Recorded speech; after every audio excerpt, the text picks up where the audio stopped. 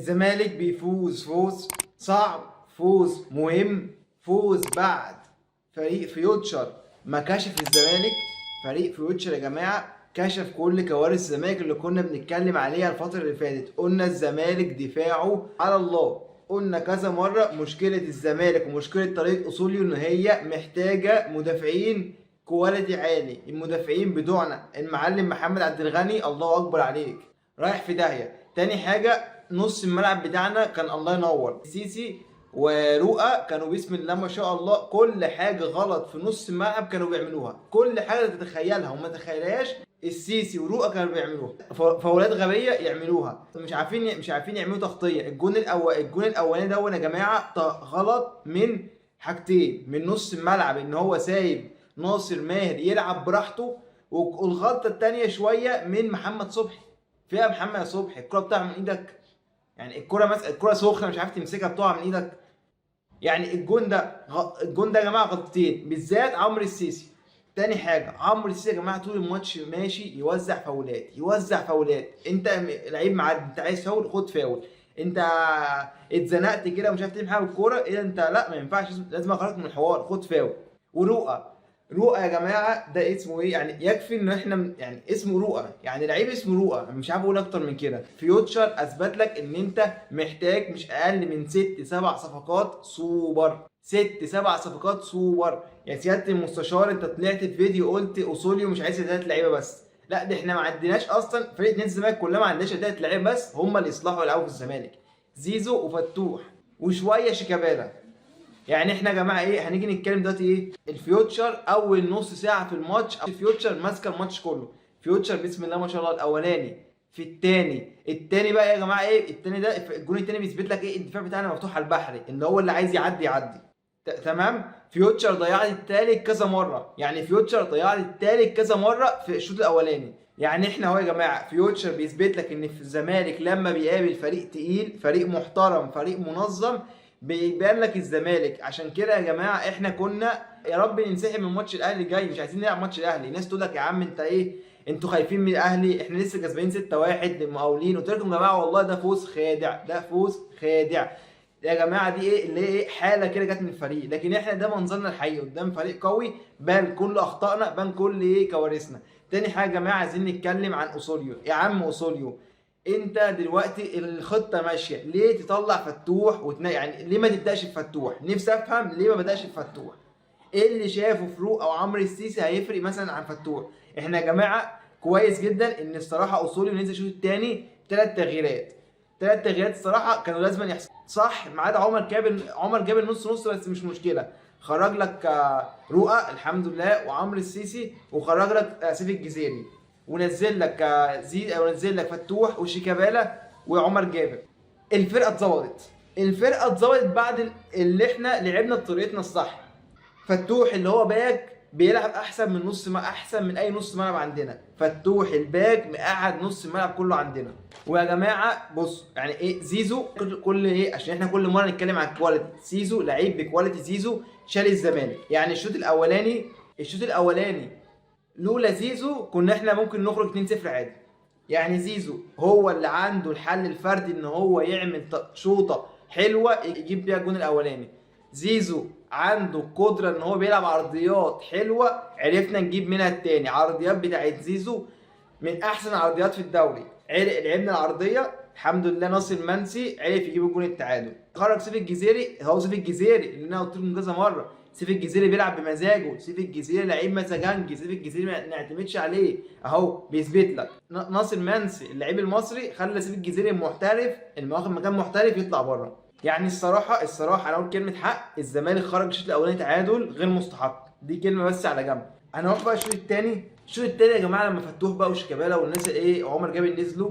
عمر جابر الوحيد اللي عليه استفهام شويه، بس مفيش غيره، يعني نزل عشان مفيش غيره، عشان احنا ما عندناش دكه.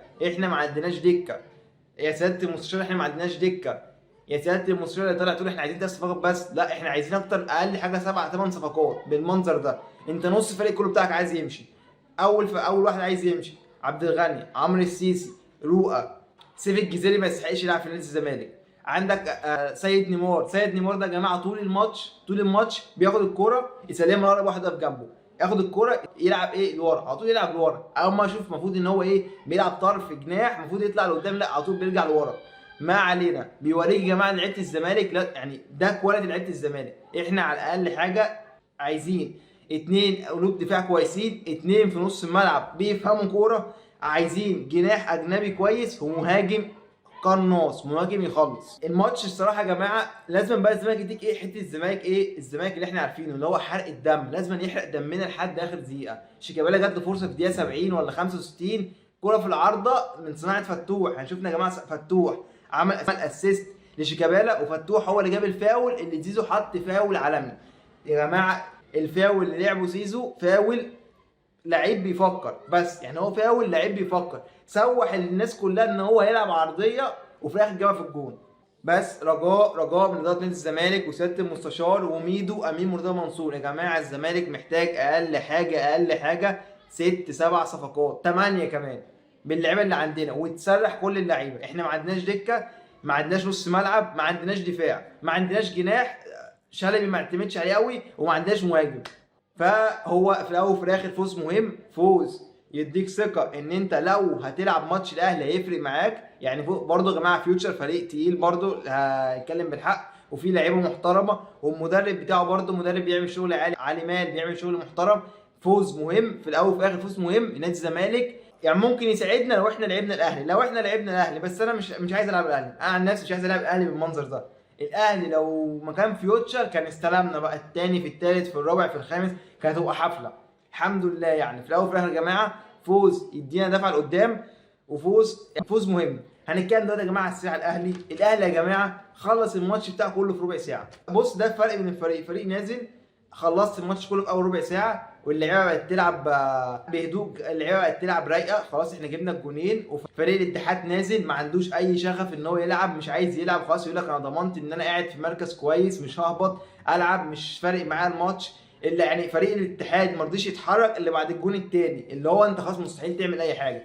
حتى هو ما عملش في الماتش كله كورتين بس، واحده في الشوط الاولاني خطيره والثانيه في الشوط الثاني. فريق الاتحاد كان على الله حكايته، يعني فريق كان بيلعب من غير روح ولا حماس، وتشكيله غريبه، والمدرب سايب المهاجم بتاعه بره وبيلعب لك مهاجم وهمي، جوارديولا ولا حاجه بيلعب لك مهاجم وهمي. وكمان يا جماعه يعني بص، يعني لعيبه الاهلي الصراحه يحسب لها ان هي خرجت من غير انذارات، يعني يحسب لها ان اللعيبه نازله على الهادي، خلصنا الماتش اول ربع ساعه عشان ما نعملش التحامات وناخد انذارات واللعيبه بقى تغيب والكلام دوت. بس هي كان في لقطه عايزين نتكلم عليها، لقطه ايه؟